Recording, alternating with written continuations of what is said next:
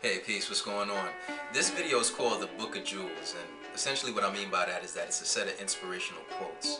I'm gonna break down a few quotes that I ran through over some that stood out to me over the last week, and break each one down like real quickly. So I'm gonna try to make it a short video.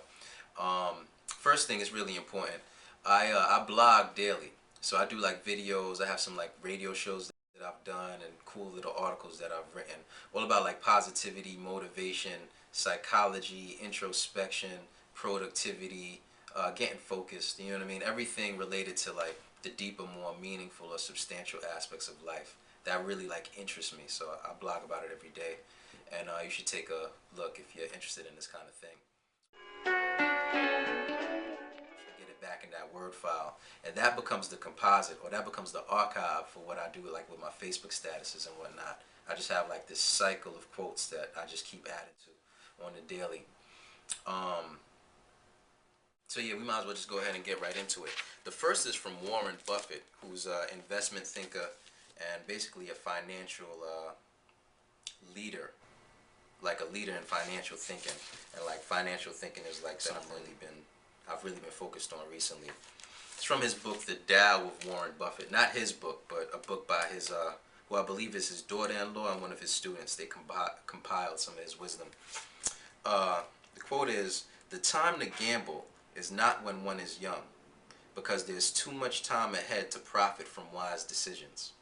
Which is really thoroughbred, because one of the main things that we all find holding us back is that the consequences of an action in the short term are usually completely contradictory to the consequences of that same action in the long term. And what we do is we rationalize poor health choices, poor relationship choices, poor financial choices in order to get some type of gratification in the short run that ends up costing us a lot in the back end.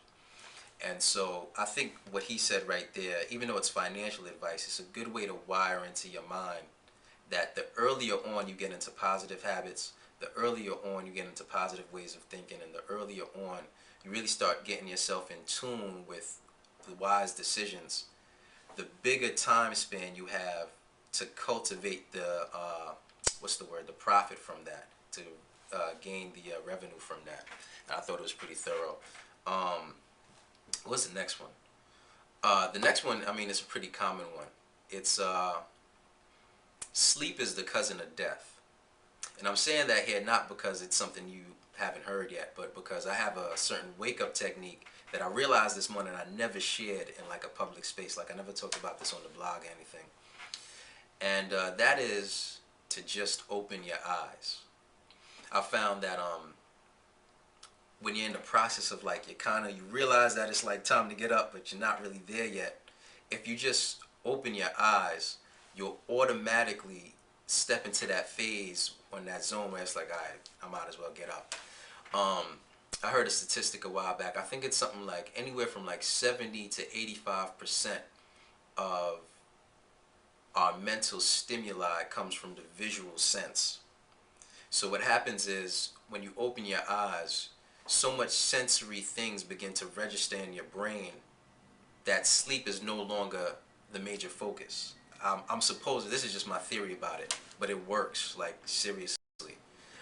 So if like when you're getting up, when you're waking up, just wipe the idea of getting up technically completely out of your mind. Like forget about getting up, and just focus on opening your eyes, which takes no effort at all.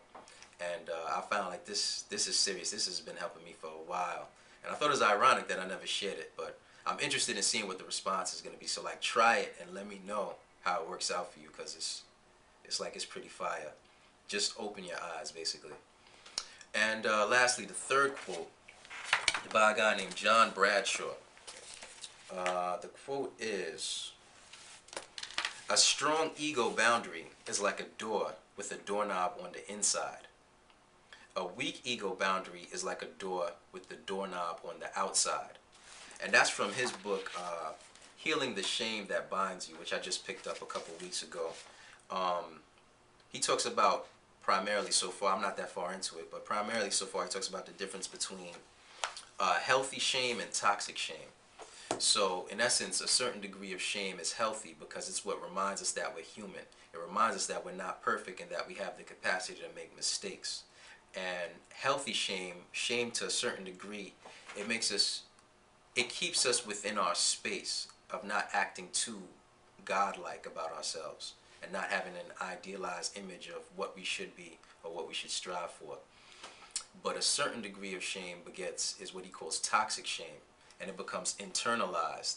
It's when you feel so guilty and so shameful that you begin to view yourself as defective because of what you've done in the past, which is that's actually something that I'm going through right now. Actually, I have things that I feel guilty about, and I've realized that I've let that hold me back from really contributing and fully engaging in like all the different aspects of my life, including like the blogging online.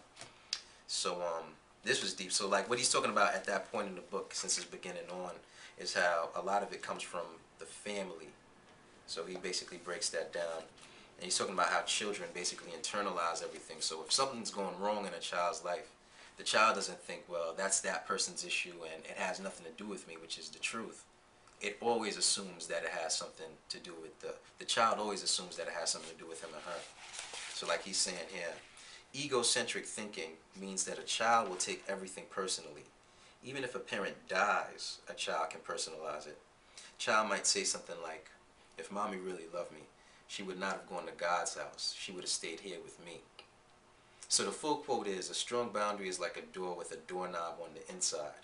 A weak ego boundary is like a door with a doorknob on the outside. And a child's ego is like a house without any doors at all, which is like really powerful. So I hope this helps. Let me know, leave a comment below, let me know what you think, what you got from it. Share this with any friends if you think that, it helps somebody out, or if they'd be interested in it in any form, share it with them. If you have any questions, you can email me. My email is Bryan, B-R-Y-A-N, at dotheknowledge.com. Like I said, I have that blog. I try to put something up every day to like keep that positive rotation. So again, thanks for checking this out, and take care of yourself. Peace.